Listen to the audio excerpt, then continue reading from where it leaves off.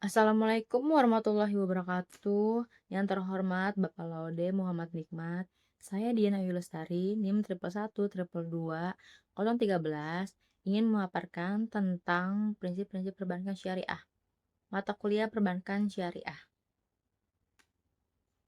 Yang pertama itu ada pengertian. Pengertian perbankan syariah adalah lembaga keuangan yang menjalankan kegiatan usaha perbankan berdasarkan prinsip-prinsip syariah yang berarti tidak melibatkan unsur riba, gharar, dan maisir dalam aktivitasnya. Di sini ada 6 prinsip perbankan syariah. Yang pertama itu adalah larangan riba, kedua itu ada larangan gharar dan maisir, tiga ada bagi hasil, empat kehalalan usaha, lima keadilan dan keseimbangan, dan enam itu ada amanah dan transparansi. Larangan riba. Perbankan syariah melarang segala bentuk riba, yaitu penambahan pembayaran atas pokok utang, baik dalam bentuk bunga tetap maupun bunga mengambang. Sebagai gantinya digunakan sistem akad jual beli dan bagi hasil adil dan transparan. Larangan gharar dan maisir. Gharar, ketidakjelasan dalam objek, harga, waktu, atau akad. Misalnya, akad tanpa barang atau spesifikasi barang atau harga. Maisir, unsur spekulasi atau perjudian. Kedua unsur ini dilarang karena dapat merugikan salah satu pihak dan menimbulkan ketidakadilan dalam transaksi. Prinsip bagi hasil. Bank syariah menerapkan sistem bagi hasil melalui akad seperti mudharabah dan musyarakah. Keuntungan dibagi sesuai kesepakatan nisbah dan kerugian ditanggung bersama sesuai porsi kontribusi. Kehalalan usaha. Dana yang dihimpun dan disalurkan oleh bank syariah hanya boleh digunakan untuk kegiatan yang halal, tidak bertentangan dengan syariah, misalnya bukan untuk bisnis alkohol, judi, atau riba. Keadilan dan keseimbangan. Bank syariah menjunjung tinggi prinsip keadilan dalam semua aspek transaksi. Tidak boleh ada pihak yang dirugikan, semua akad harus dilakukan secara sukarela dan transparan demi menciptakan keseimbangan ekonomi. Amanah dan transparansi. Perbankan syariah harus jujur, terbuka, dan profesional dalam menjalankan amanah dari nasabah. Laporan keuangan, resiko usaha, dan pembagian hasil harus disampaikan secara jelas untuk menjaga kepercayaan. Contoh penerapan prinsip-prinsip dalam produk syariah.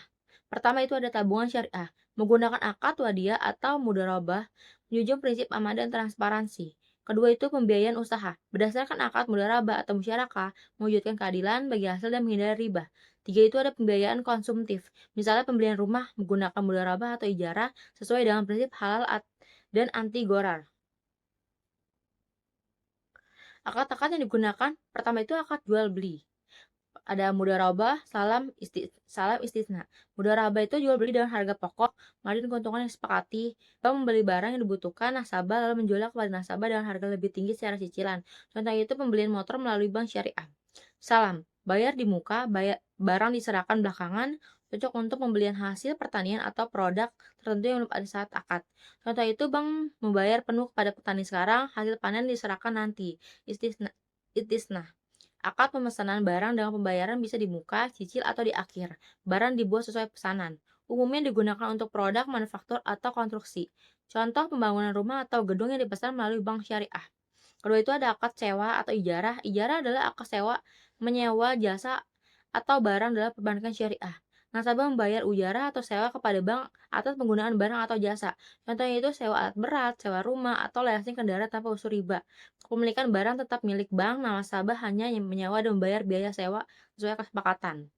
Akad investasi, mudharabah, musyarakah.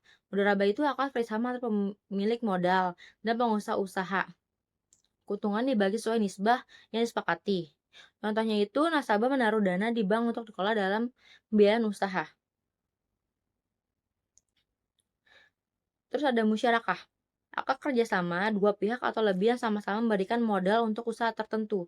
Keuntungannya dibagi sesuai kesepakatan, kerugian dibagi sesuai porsi modal masing-masing. Contohnya itu bank dan pengusaha bersama-sama menanam modal untuk membangun ruko atau proyek. Yang keempat itu ada akad pelayanan, wakalah, kafalah, hiwalayah. Di sini ada tantangan dan peluang perbankan syariah. Tantangannya kurangnya literasi masyarakat terhadap konsep ekonomi syariah, adanya anggapan bahwa bank syariah sama dengan bank konvensional yang hanya diganti istilah. Persaingan ketat dengan bank konvensional. Peluangnya itu ada semakin banyak masyarakat yang mencari produk keuangan halal, dukungan regulasi dari pemerintah, pertumbuhan industri halal secara global, menciptakan kebutuhan jasa perbankan syariah yang semakin luas. Kesimpulannya, perbankan syariah merupakan sistem keuangan yang dibangun atas dasar nilai-nilai Islam, mengedepankan keadilan, kejujuran, dan keseimbangan dalam transaksi. 6 prinsip dasar yang menjadi fondasi: larangan riba, larangan gora dan maisir, sistem bagi hasil, kehalal usaha, keadilan, serta amanah dan transparansi berfungsi untuk menciptakan ekosistem keuangan yang etis dan berorientasi pada kemaslahatan umat. Tidak hanya berfungsi sebagai lembaga keuangan, bank syariah juga memiliki peran sosial untuk mendorong pertumbuhan ekonomi yang adil dan inklusif. Dengan terus meningkatnya kesadaran masyarakat terhadap keuangan halal, perbankan syariah memiliki potensi besar untuk berkembang secara berkelanjutan. Sekian pemaparan dari saya, kurang lebihnya mohon maaf. Wassalamualaikum warahmatullahi wabarakatuh. Terima kasih.